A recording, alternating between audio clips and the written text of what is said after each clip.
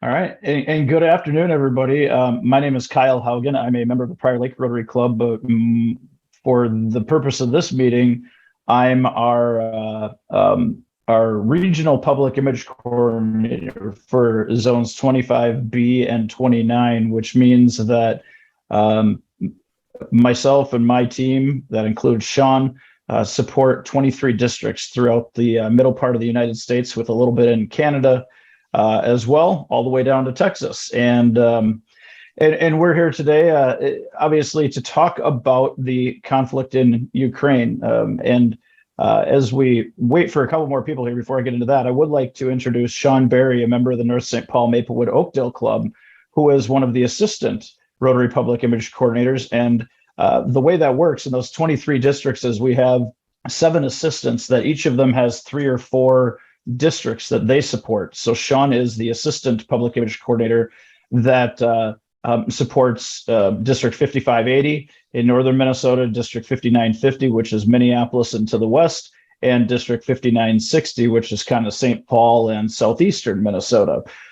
So why are we here today? The conflict in Ukraine has caused a significant humanitarian and refugee crisis, and certainly Rotary responds in many ways. And Rotary has in the Ukraine crisis as well, providing several $1 million into the disaster response fund at Rotary Foundation, which has been mobilized almost immediately to help support grants in and around Ukraine. Either the rules for those disaster response grants are that they have to be used within Ukraine or in the surrounding districts in places like Poland and other countries that are supporting the refugees there. But it's north of $5 million that's been donated specifically for this, and that doesn't count the countless projects that clubs have done on their own throughout the world, especially in Europe, where it's a little bit closer, to support both those in Ukraine with needed resources, as well as supporting people that have had to flee their homes. And one of the interesting things that you may not be aware, the Ukrainian Rotary clubs are doing a lot. They have, since essentially February, when the conflict started, they have been doing whatever they can to identify needs in their communities and to provide ways to solve those needs. And in fact, and this is as of a month ago at least, and I don't think it's changed, Rotary membership in Ukraine has increased since February, because more people want to be a part of supporting their fellow communities. So closer to home, in the United States, we have the Uniting for Ukraine program that Annie from Alight is going to talk about in a minute. But it's a way that we can really, under the umbrella of welcome.us, it's a way that we can really make sure that we're supporting up to the 125,000 refugees that are going to come from the United States to the United States from Ukraine.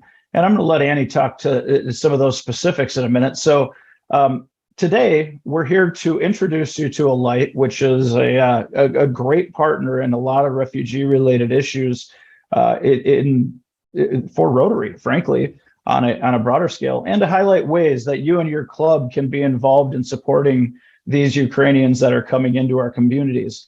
We're going to talk about sponsor groups, but that's not the number one priority of Rotarians. And I'm gonna give a little preview here, and then we'll make a call to action a little bit later once we've laid out some information.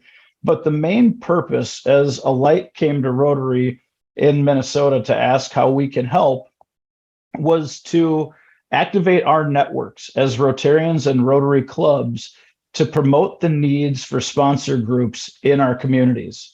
So number one is to promote what we can do. And then number two, if any of you or your clubs want to be sponsor groups, that would be great as well. So those are a couple different ways that we can help support this effort.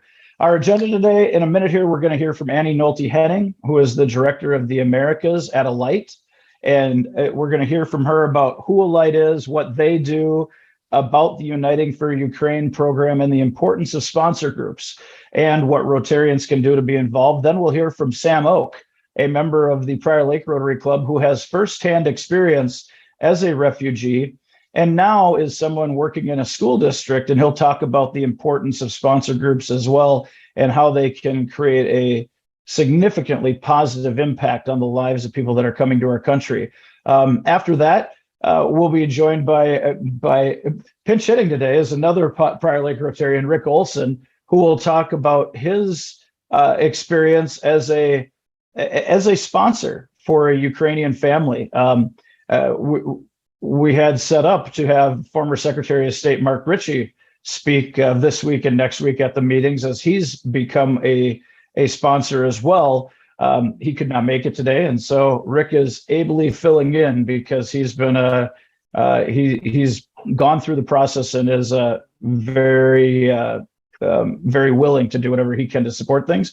After that, we'll share a few resources and next steps, and finally, we'll open it up to any questions you have and have you out of here by 5 p.m. And I'll be looking at the clock too, because we actually, because it's MEA break, we got to, my family and another family got to Wisconsin Dells about 40 minutes ago. So we got them all the kids to the pool, and here I am. So if you have any questions along the way, please feel free to send them to me in the chat box, and I'll make notes of those and be able to ask them of the appropriate person, either along the way or at the end. So let's get started.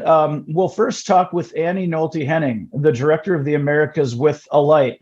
Annie, thanks for being here, and thanks for bringing this program to the Rotary clubs in Minnesota. But first, I think it's a good question, just because we have people from all over the state of Minnesota here, to give a little background on Alight. So can you tell us a little bit about Alight, what your role within Alight entails, things like that?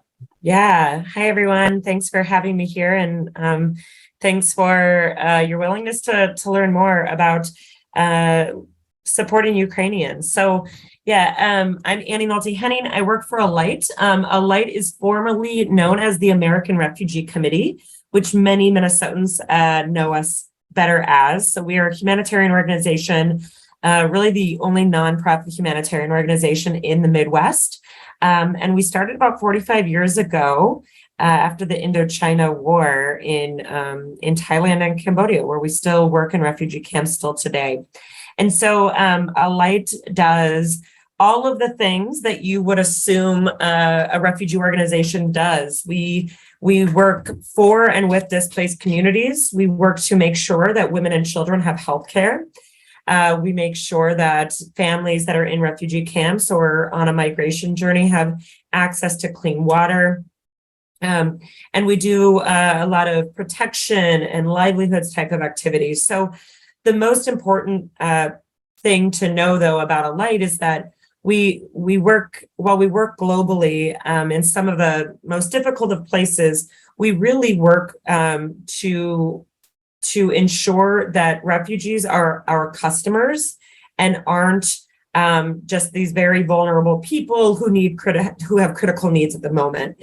And so we really work to co-design solutions with them. We know that refugees themselves are the best to tell us what they want for them and their families in a really dignified way. So that is Alight. We rebranded from American Refugee Committee to Alight about 3 years ago, but I still hear in Minnesota all of the time people refer to us as American Refugee Committee just because we've been here for so long.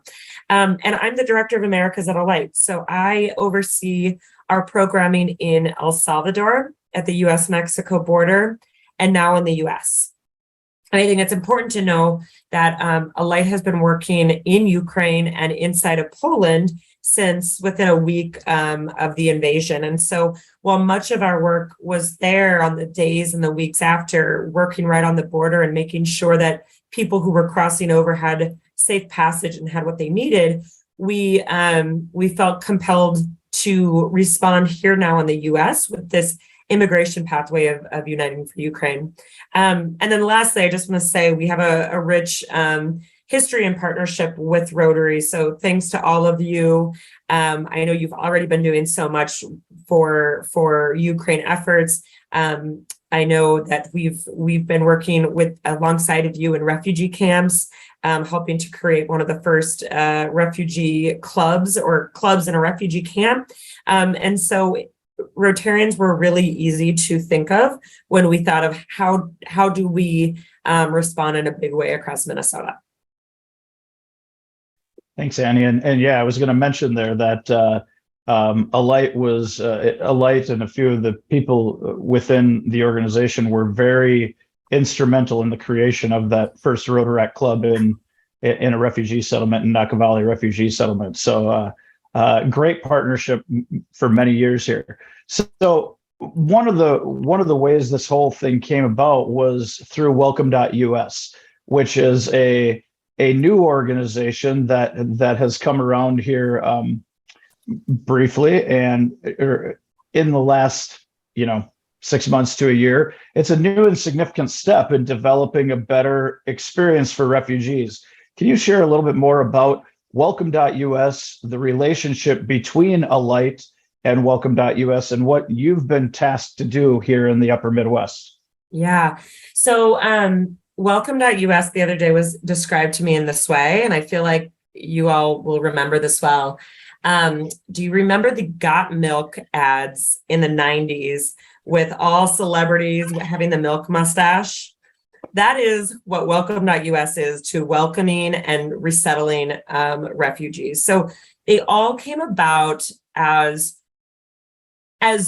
the U.S. has been really thinking of how do we reimagine what resettlement means in the U.S.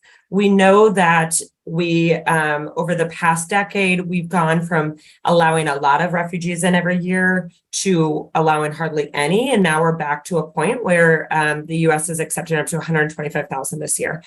But during this time, we realized that resettlement through traditional resettlement agencies is just not enough. And that we realize those people that really can thrive are those that have some kind of safety net underneath of them and a social network as they arrive. And it's really about building community, right? Like you can have a house and you can have a job and you can have public transportation, but if you don't know your neighbor and the first snow falls in Minnesota, it makes it really hard to feel like you can see a life for yourself here if you don't know how to shovel your driveway for the first time, right? So Welcome.us was birthed right at the beginning of the Afghan evacuation last August in a way to test what community sponsorship could do apart from and in addition to our traditional resettlement work. And so what I mean by community sponsorship is groups of people, 4 to 6 people at a time, coming together and helping individual families get their footing for 3 to 6 months once they arrive. And so Alight stepped up. We've never worked in the United States. We've always worked overseas because refugee camps are overseas and most refugees were overseas. But we were asked by the state of Minnesota, as we knew 70, 80,000 Afghans were coming because they know that we work with refugees. And so we were asked to set up homes for Afghan families. And during that time, we set up almost 250 homes. We saw that those Afghan families who really felt community right away had someone, whether it was a neighbor or one of our volunteers, come down and kind of take them under their wing. And so Minnesota really built a name for itself during this Afghan response in the way of how we were welcoming so many families proportionate to our size. So when the Ukraine war happened so quickly after we just resettled 80,000 Afghans, Welcome.us came to us and challenged Alight to step up again and help sponsor as many families as possible under the Uniting for Ukraine program. And I think I want to just share one fact and then I'll turn back over to you, Kyle, that there's the difference between Afghans being evacuated and bringing over as many people as possible and the Ukrainians are required to have a sponsor group in order to come to the US. So that is why that is why community sponsorship is just so important right now, because each family has to be matched with a group before they're allowed to seek refuge here. All right, and that makes and that's kind of the reason. Good transition into this next question. So we talk about these sponsor groups. So what role can these sponsor groups play, and how will they be able to help these Ukrainians that are coming in? Yeah. So as I mentioned, sponsor groups are 4 to 6 individuals, families sponsored together, church, religious groups, colleagues, neighbors. And it's really about coming together with a diverse group and taking people under their wing and making sure that they have as smooth of transition as possible. So that's helping find temporary housing for them while the resettlement agency is looking for more long-term housing. That's picking them up from the airport. That's making sure that they have the furnishings that they need in their home. That's making sure kids get enrolled in schools. That's taking them to the resettlement agency on the first day to make sure that they're getting signed up for work authorization and social security benefits and all of the state and federal assistance that they are eligible for. And then beyond that, it's really, the first few months are pretty hands-on, giving rides and divvying up, taking care of, a kid if a mom has an interview. But from there, then it becomes really being a neighbor and a friend and being willing to take a call when a mom has a question about the daycare situation in Minnesota, or someone, the first snow falls and parents don't know what to do with their kids on a school day. So it's really about just coming around this family and making sure that you are their advocate so that they can get as settled in as possible and find a job, find housing, and get that federal and state assistance as quickly as possible so that they can really start building and feeling like a part of this community.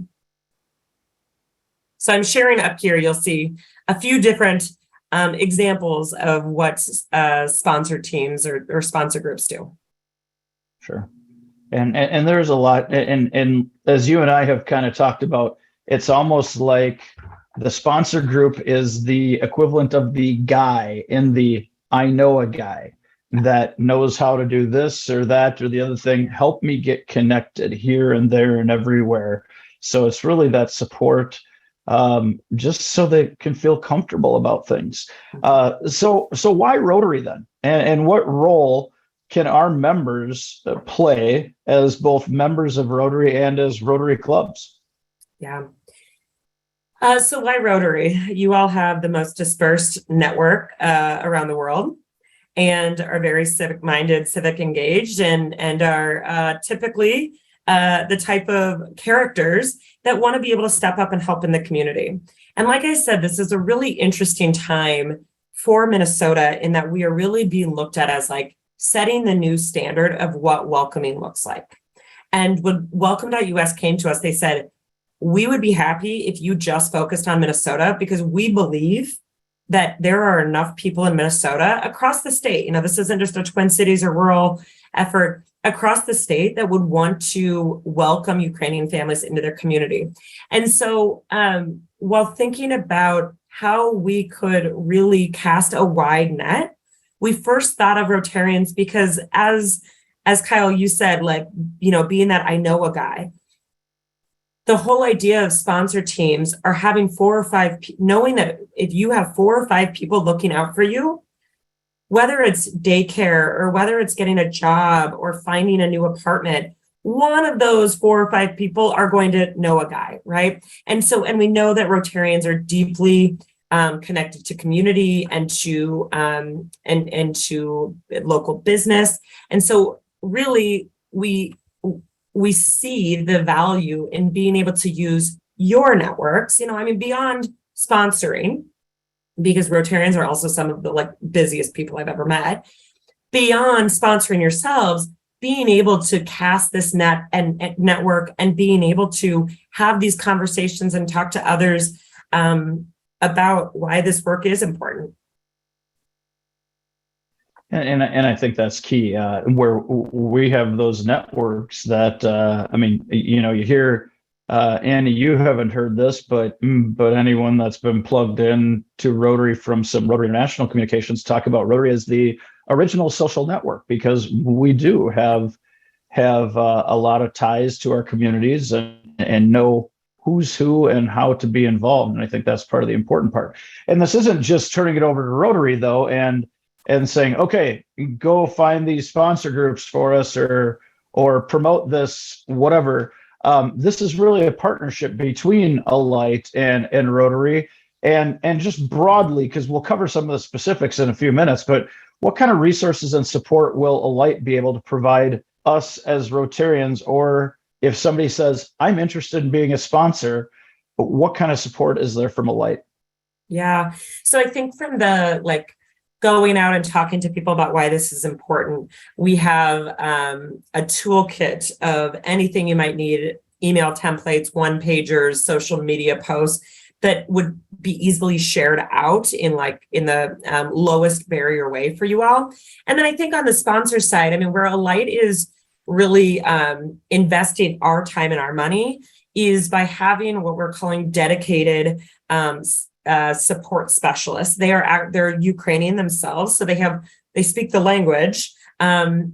They speak English and Ukrainian, but they also have lived experience where they've gone through this process and they really understand. And so for all of us we don't know what it's like to move to a new country with no resources, they're a really good way to be able to get gut checks from, and then also walk you through every step of this process so that you aren't taking on this big unknown scary thing by yourself. We have weekly trainings, we have weekly check-ins. We have ways to connect with other sponsors, which I think is really great. And Rick can talk a little bit more about that. And then, so it's really about ongoing and dedicated support to you all, because even though the customer is typically Alight's customer are refugees, we know in this case, the only way that we can set up for the most success for the newcomer or the refugee family is by making sure that the sponsor groups are really, really supported. And so that's why we're really working to invest all of our time and energy into making sure that these groups have what they need. And I think you hit a couple of key points that I want to reiterate there, just because they are so important. When Annie and Angela Eifert, another Alight employee, when we first started talking about this a month and a half or so ago, and they kind of said, hey, do you think you could mobilize the Rotarians throughout Minnesota to help us promote this? And I've been around Rotary long enough. I know how we all work. And I'm going, well, as long as we can have as ready-made of resources available, like template social media posts that we can just give to somebody to send out, or here's an announcement that is pre-written for a club president to announce. Okay, those things will help. And then number two, now as a Rotarian, I'm out promoting the need for these sponsor groups. And if somebody comes to me and says, I'm interested, well, now if we have to train the better part of 5,000 or 6,000 Rotarians in our 3 districts, that's going to take more than a couple months to train them all. And that's where the nice part here is, where it's really, okay, if somebody's interested, direct them to Alight, and Alight will take it from there. We don't have to close any deals from a sales perspective or anything. It's really just promoting and being the good people that we are. And that, I think, is cool, that Alight is providing all those resources and support so we can do this as quickly as possible.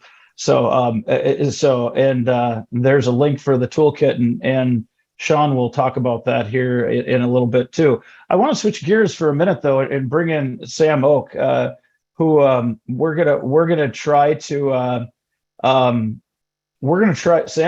do this in 10 minutes. And I know that you and I could have this conversation for the next 2 hours, because I've heard the conversation, in a longer situation, and it's fascinating. But very briefly, can you share your family's refugee story? Sure, it is something I do get passionate about. So Yes, you yeah, I do. can cheer you on for a little bit there. But my family were refugees from Cambodia. My mother and my grandfather survived the killing fields of Cambodia, and I wouldn't be surprised if we did got some help from Alight back when we first came in 1982.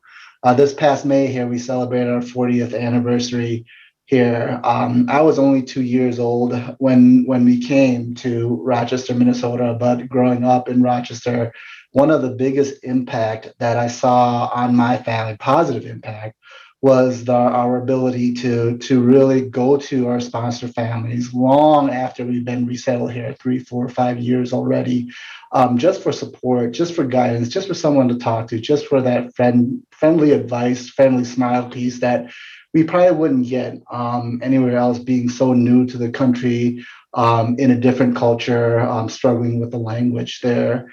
I'll keep it very brief with that part of my story because I know there's other questions there. But we resettled in 1982 from the refugee camps in Thailand. Came to Rochester, Minnesota, and that was where I grew up. And there was many problems that the refugee agency and our sponsorship families were able to help us through. And talking about that a little bit more, both in terms of, I mean, you mentioned how important it was having a sponsor group to provide support, but also, certainly seeing this over the last 40 years, both personally and professionally, you've seen how that refugee support experience has changed. So can you talk a little bit about how important that was for you to have a support group, but then how you've seen that change over the last 40 years? Sure. Yeah, the kind of help that my family and I had were very similar to what Annie had described earlier and what we're doing here with Alight. But back then, it was more so through the churches. Lutheran Social Services was the organization that brought my family over, in collaboration with some of the local Lutheran churches in town. And it was through that we were set up with sponsored families, sponsorship families there. And our sponsor family was the person that was responsible for showing us what Christmas celebration was like, for not being scared when Halloween trick-or-treaters came to our doors during that celebration. And they're the ones that really took us to places and educate us so that we can get on our feet. I think what I really want people to know is that the refugee journey doesn't end when the refugee leaves their country of conflict. The refugee journey is a journey to rediscover home. Until that refugee is able to establish home here in the United States, they're still on their refugee journey. And that's where the sponsor families, or in this case, their sponsor organizations, can play a really big part.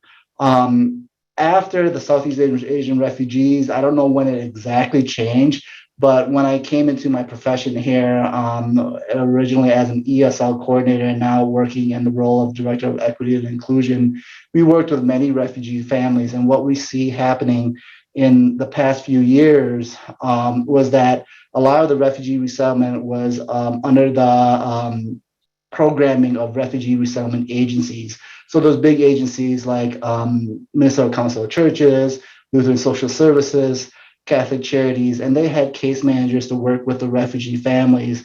But because of the amount of people they had to manage on their cases, a lot of times those visits amount to 3 times during the course of 3 months throughout the year. And for a city like where I used to work in Faribault, where the refugee agencies weren't even located in that town there, what would happen is the refugees would get resettled there and they don't have anyone close that they can connect with or go to for support. And usually they have to wait until their case managers are able to make it down again to help support them. So there were a lot of struggles that we witnessed through in the schools and in the communities that refugees were experiencing. So I fully support this transition here. And I think this is the better way to go based on personal experiences from what I felt in my family and what I've seen with what our recent refugees have gone through.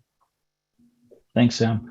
And I think you're right. When there's no support network there, and now all of a sudden you had to have this traumatic experience of fleeing a environment that is frankly life threatening, and then to go somewhere where you've never been, you don't know the customs, you don't know the language, and now all of a sudden you need to try to figure out with no support. That's very daunting.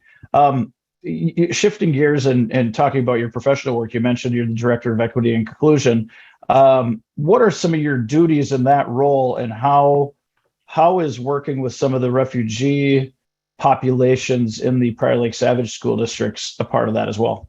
Sure. If I were to simply describe my job and my purpose here is to provide what students uniquely need in order for them to be successful. We try to create the best learning environment and experience possible for our students, and that involves a lot of parent and community engagement. And that's really not only did I have a passion just because I was a refugee in my life, but the work really connects to that as well. So in Prior Lake here, we have one of the largest Russian-speaking diaspora in Minnesota. We're second only to Hennepin County. And when I'm talking about Russian-speaking diaspora, it's not like people from Russia, but from all over Eastern Europe, and actually Ukrainians make up a large part of that. We have already here about 12 Ukrainian students from 7 different families that came through this very recent crisis that is going on in Ukraine. And one of my main duties is to create peer involvement and peer engagement, try to help bridge that gap. So we were able to bring together a group of families, and it just so happened that the families that attended our first Russian-speaking parent night was actually all Ukrainian families, and all recent Ukrainian families too.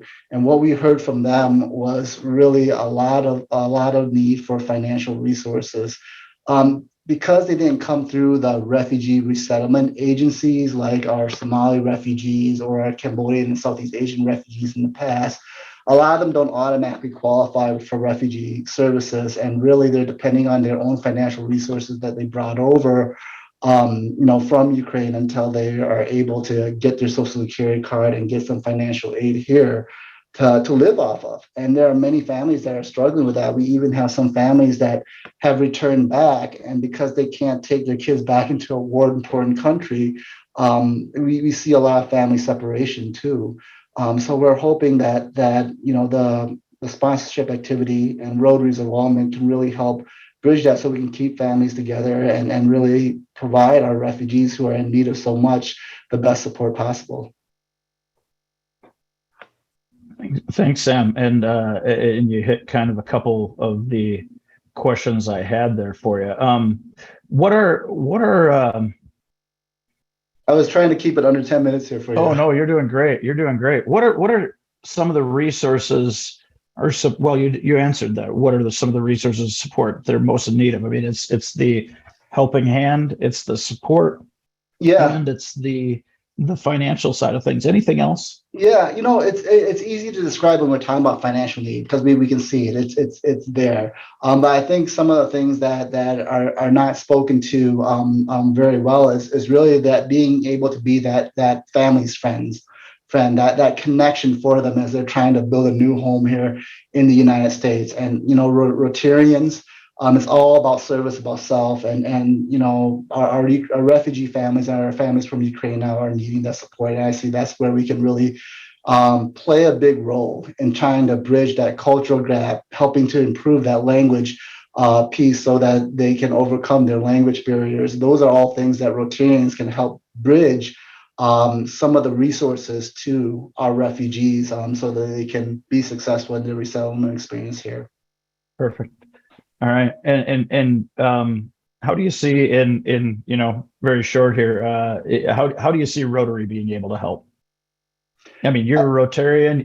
You've seen all the sides of this. Well, I love what Rick is doing, and I can't wait to hear him speak about this. But if we are able to sponsor some families here, that'll be a huge help, or be a part of somebody's experience in sponsoring family and help, whether it's financial aid or referring resources to those families. Those are all ways that we can be a part of the help and even promoting it and explaining and talking about some of the dire needs of our Ukrainian families, just to create that awareness. Those are some things that is going to go a long way to supporting our Ukrainian families.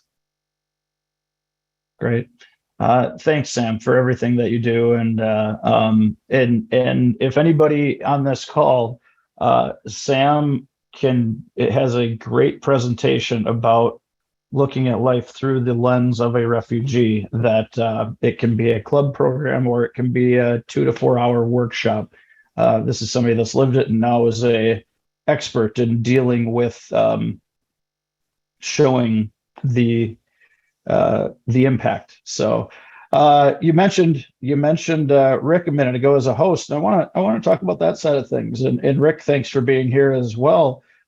Rick, why did you are sponsoring a Ukrainian family, and we'll get to a couple details about that family in a second. But first, why did you choose to get involved as a sponsor for a Ukrainian family? Well, first of all, I know a lot of Ukrainians because I taught in Lithuania and had a lot of Ukrainian students. And I went to Lviv and our May tours, we've had Ukrainian graduate students as assistant tour guides. So I have a lot of contacts with the country. I should unmute myself. And so that made it hit a little bit closer to home. And so it was just a matter of then, maybe as people come here, maybe I can do something to help them as well from that perspective. Sure. Yeah. And what was the process of becoming a sponsor? How easy was it? Well, initially I tried to find a family through the contacts I had, and I just came up dry. And then I discovered welcome.us. I set up a profile, and very shortly I got 2 families that were interested in connecting with me. One did not fit our situation very well because of the number of them, but the second sounded interesting. So I connected with them, and we traded a few messages on the site itself. That led to some more in-depth conversations by email. And then it started sounding interesting. So we decided, okay, let's do a Zoom call. And that's when we discovered that their English was not quite what we thought, because they were using Google Translate. So their profile and their email messages were wonderful. But anyway, the connection was made, relationship started, and we decided that we would become sponsors. So the next step was actually getting the information that we needed from them, and then we filled out the I-134, which requires a lot of financial information, filed that on September 7th, and within 4 days they got their authorization to travel. So that part happened pretty quickly. That was the start. Since they arrived on the 12th of October, that was Wednesday. We were suggested by Bethany from Alight that a good first stop would be the Ukrainian American Community Center in Minneapolis. So we went there 2 days later on Friday, and met some people and started the process of paperwork, and got directed to go to the International Institute in St. Paul on Monday. Got some more paperwork started. And one of the very key things that you need to get going on all this stuff is to qualify for the benefits. And that interview will happen by phone on the 28th. So it's not a real simple process. It's kind of step by step, and it's a little bit confusing at first. So it's good to have a guide. Sure. And can you share a few details about the family that you are sponsoring? Yes, it's a 30-year-old husband, 28-year-old wife, and a 2-year-old son. They are obviously quite intelligent. The husband has a master's degree in cybersecurity. They've been very willing to lend a hand, both outside or in the house. The 2-year-old son has enjoyed playing with our grandkids, and it's actually been a real delight. Yeah, and I can't wait to meet him either. We haven't been able to connect yet here on that part, but I'm looking forward to that. So we're here today to encourage Rotarians to be involved. Is there anything else you'd like to share that could motivate those on the call to act? Well, first of all, I'd like to back up just a little bit because I see it's our role to provide, because they're going to be living in our home until we can get them settled. So we're providing them room and board and transportation, but more than anything else, it's helping them navigate these processes. And so Rotarians, we understand these processes. We're used to dealing with agencies. So we are ideal people for being able to help do these things. But why would you get involved? Well, it feels darn, you all know as Rotarians, it feels darn good to do good. And like I said, our family is a delight. Most of the time when you make connections, whether it be through exchange students or whatever, there is these lifelong connections that you make that are just fun. So yes, there's work, but it's also enjoyable. And I think you hit that part. It's not only work and it's not only enjoyable, but the impact is huge. I mean, this is creating a better life for a family that's been severely disrupted by war. There's one of the districts down in Texas did a essentially camp for Ukrainian refugee children here in the last month or two, and even just some of the stories that came out of some of the counselors in that camp, and one that I can't remember the exact specifics of it, but they had some severe weather and a weather siren went off, and here these 30, 40, 50, 60-year-old Rotarians who, okay, well, weather sirens going off, no big deal. But watching these Ukrainian kids react to that was significant and impactful, and certainly being able to tell them you're safe paid huge. Go ahead, Rick. Our family that we're sponsoring, they're from the Kharkiv area. The apartment they were in was bombed, and everything they had was lost. They had a business as well, a small business, and everything they had there was lost.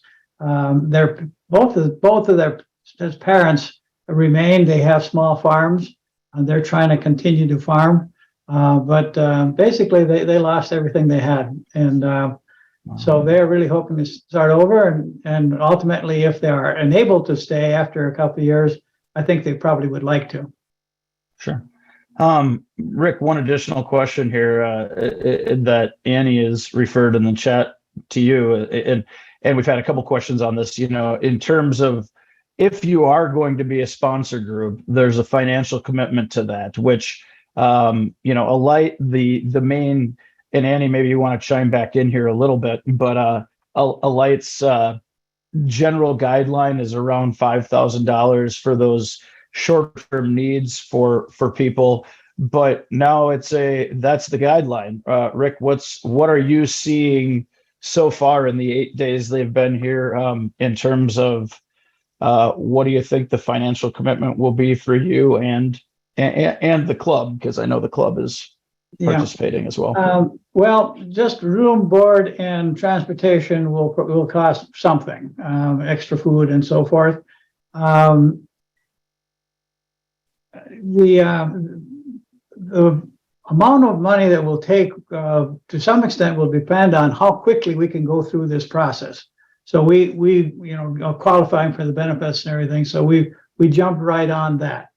Also, we asked the Prior Lake Rotary International Committee and the Community Service Committee whether they would be willing to cover some of the expenses, airplane tickets, first month's rent, maybe deposit, and so forth. So there's some financial commitment from the Prior Lake Rotary Club there.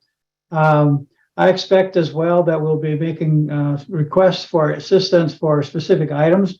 If it comes to moving into an apartment, you need cooking utensils, you need furniture, you need all those kinds of things that you don't even think about normally. And so we will be requesting help there. And again, the network of the Rotary Club will probably be a great deal of help. But there's also citizens of Prior Lake, citizens of Savage on Facebook that I think might be also helpful in getting some of those items that we'll need. So I expect the community will be quite generous in meeting those needs. So how much we'll have to come up ourselves, it's unknown. But one of the things in our area, if they are to settle right in our Prior Lake area, it's pretty obvious that they're going to need a car for transportation. If they're in the city, that's one thing. So, how we're going to navigate that, we'll have to determine. Sure. And we'll loop back. Annie, do you want to touch on a couple of things you mentioned in chat about? I think this is a good time to do that in terms of just some of those financial support mechanisms that these families will have. Yeah. So the great thing about the Uniting for Ukraine program is even though they have to have sponsors, they are still eligible for the typical resettlement benefits offered by the resettlement agencies that both Sam and Rick talked about. And so the most important thing you can do is the first day that they arrive, go into the resettlement agency, and through a few different kind of programs, the resettlement agencies help link to permanent and affordable housing, help link to jobs, help get kids enrolled in school. So all of the things that we say sponsor groups need to do, you will get that support, of course, from a light as a guide, but also from the resettlement agency's case management. And your job then is to act as an advocate to make sure that they are getting these things. Being Minnesotan and knowing your way around compared to the Ukrainian family who's brand new and doesn't know what's eligible and not eligible to them. Thanks, Annie. I want to take a minute here before we get some questions. We're trying to put together as many resources, as I mentioned earlier, between we being Sean and I on the public image side of things, and Annie and her team on from Alight, and trying to make this as easy as possible for people. So would like to show some resources in a second here, but want to repeat the call to action that I mentioned earlier. We've talked a lot about the sponsor groups, which are the most important thing for the refugees that are coming from Ukraine. That though is that's the wish. But what we need, all of us on this call as Rotarians and all of our clubs to do, is promote. And it's sharing the need for sponsor groups to your networks. I mean, as Rotarians, people tend to know who we are and respect us a little bit, and respect what our Rotary clubs are doing as a whole. So what can we do as individuals in Rotary and as our Rotary clubs to really promote the need for these groups, both in our networks, throughout our club, so on and so forth. And then that secondary aspect is, if any of you or if any of your club members want to become sponsors, that would just be the icing on the proverbial cake. So Sean, do you want to share a couple of the resources that we've put together that we think will be utilized and useful for people? Sure. I've put this on our Rotary Midwest website, and that's our 3-district partnership that we have. And it's the call to action, but on the right-hand side here, we have all the current stuff that we have on our resource toolkit, and we'll be adding a lot more to that as it comes available. So some of the things are the call to action. Actually, all of you should have received this in one of the emails that I sent out, or other districts sent out. Sponsor fundraising tool tips, guidance,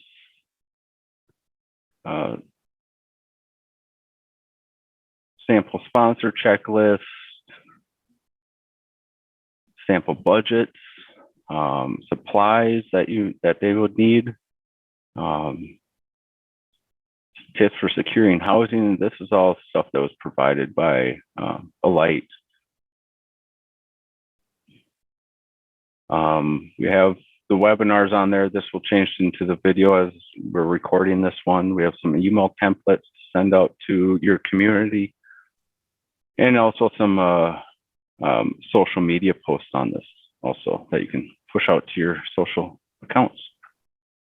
Thanks, Sean. Again, we're trying to make this as easy as possible, not only to give tips and tricks on how best to do this, but like in these social media posts, being able to just make it easy to copy and paste and put it into your Facebook or Instagram or whatever it is, so that it can be utilized that way.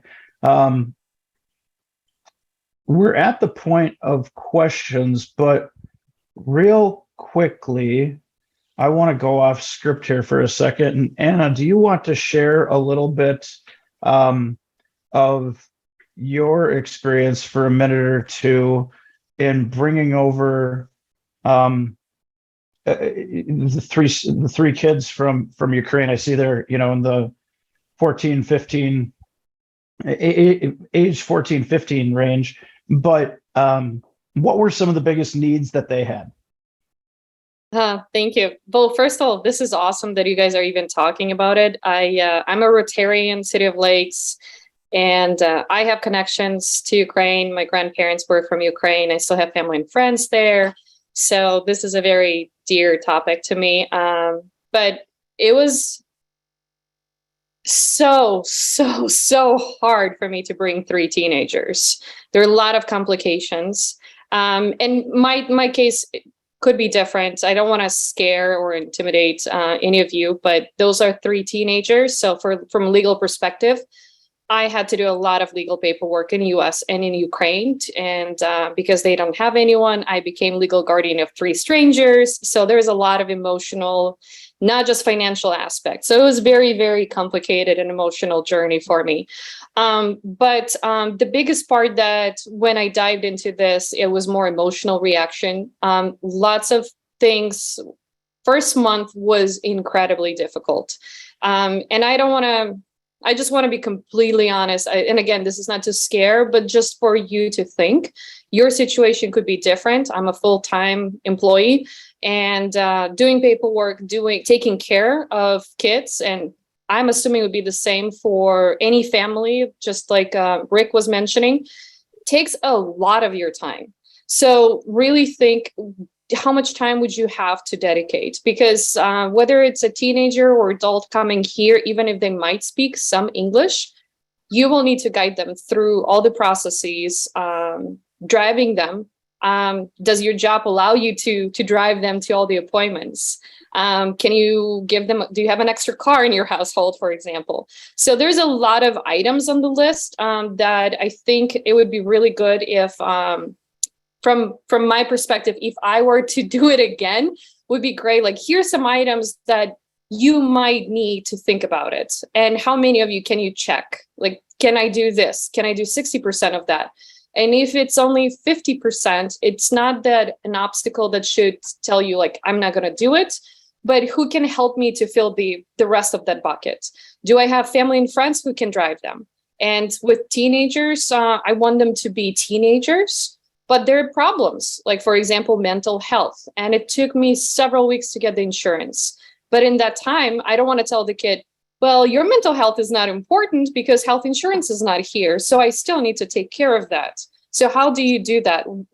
So it's a lot of new things that were to me. And mental health is important, especially if the kid consistently thinks of their parents might die each moment and their parents are still there. So maybe there are resources now for this group, but for me, I was doing on my own. And then with adults, they might not speak any English. I speak Russian, I understand Ukrainian, so that was a little easier probably, that I could communicate with kids and their parents. But if you don't speak any of those languages, do you know someone who you might just call and say, hey, we're having this conversation. Can you help me translate? Because Google Translate is great, but it might not translate ideally. This is what we found out for school. It's not really helpful. And also for parents, they might come from very good jobs back in Ukraine, and they might say, well, I was a lawyer back then. So where do I begin? You can be a lawyer right away. There's a process for you to become a lawyer in the US. So I've seen a lot of jump from, I was at that level in Ukraine, and here I can only be a janitor, for example. So that's a shift. And again, you're there to support them, not just financially, but mentally, emotionally. You might be the only person, if they want to cry, they will cry in front of you. So can you take that on? I was taking some notes in the meantime. So big time, how much time do you have? It helps if someone in your family is retired or is not working. Driving, this is huge, because for those who've been in Ukraine, public transportation is so easy. Like the kids, when they came, they're like, oh, we're just gonna go to downtown. No, you're not. You gotta walk a few miles to get on a bus. That's gonna be another bus for you to go to downtown. You're not going to downtown. It was a shift for them to understand. The fun game, the very first game they were playing, they were counting how many people were on the bus in downtown Minneapolis. And they're like, 3 people. And they were calling parents like, there are 3 people on the bus. So it's a shift. So you will be the driver for their primary needs, for all the legal. School will take care of itself. But if they want to do activities, and I found out one of the boy that I have, he's a competitive swimmer. Swimming is not cheap. So do you have expertise to fundraise for the things? Because to some things you will not be able to provide, and they will understand, but that's something that you need to be prepared to face that. So overall, it's a great experience. It's a very rewarding experience, but there's a lot of barriers. So I hope that Allied will help create a community that it's not just you that the family will count on, but there'll be other people that they can connect, other Ukrainians, but also other Rotarians or any other volunteers that they can talk to. It's like, hey, how did you get your first job application? Or so they're not only coming to you, because it will be overwhelming. Thanks, Anna. And I think what Annie just put in the chat here too, the purpose of the Alight guides would be to shock absorbers for sponsor groups and for the Ukrainian families, to be able to help with some of that. But also, I think one of the things that has attracted me to this personally, at least, is that it's a sponsored group.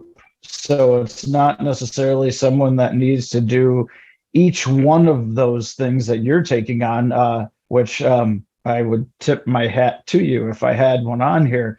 But being able to share that, to share some of the emotional burden, the labor burden, everything there, and I really like the creating the networks afterwards to help people connect as well. And I think that's what we're good at doing in Rotary, and certainly working with Alight, where using them as the central hub, we should be able to have more of that connection between groups, right, Annie? Yeah, She's I mean, nodding, yes. absolutely. We want people to be able to come together, the Ricks of the world and the Annas of the world be able to come together and build community. It's not about like lessening our own burden, but when you get community underneath of people, it allows them to thrive quicker. Mm-hmm. Well, I want to be respectful of everybody's time here. A couple of things. Number one, we will send out a follow-up email to this with the recording, with the contact information for Annie, for me, for Sean, because we can help coordinate things, as well as a link to the Rotary Midwest website and the toolkit there. But we would ask if there's anything that you feel that you need in order to help publicize this better. Let us know, because between all of us, we can put together more resources that you might need. And I think Annie mentioned it in the chat too at one point. She's willing to come speak to your club.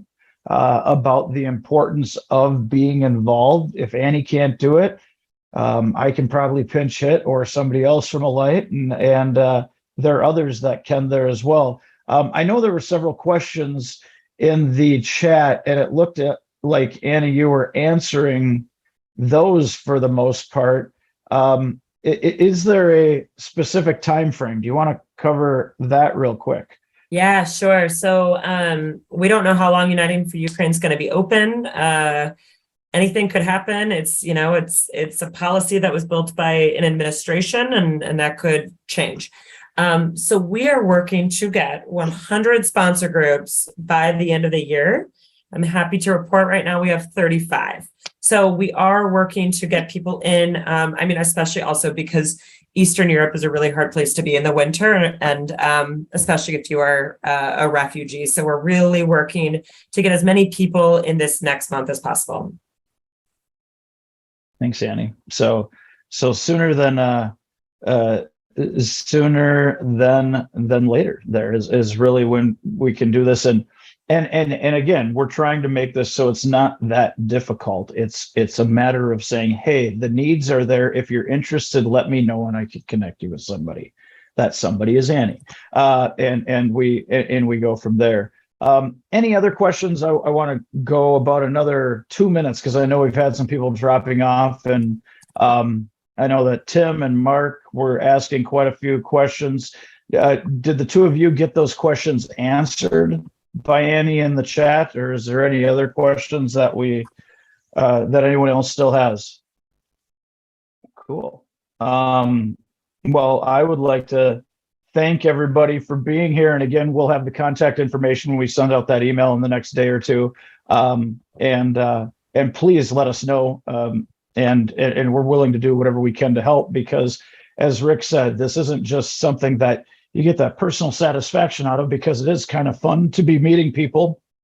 But you are really helping to create better lives for people throughout the world. And that's what we do throughout Rotary. And this is just another example of how Rotary responds. Rotary steps up, and Rotary takes on some of the biggest problems in the world. So thank you all for being here today. Thanks for all that you do within Rotary, and thanks for what you will do to promote this program further.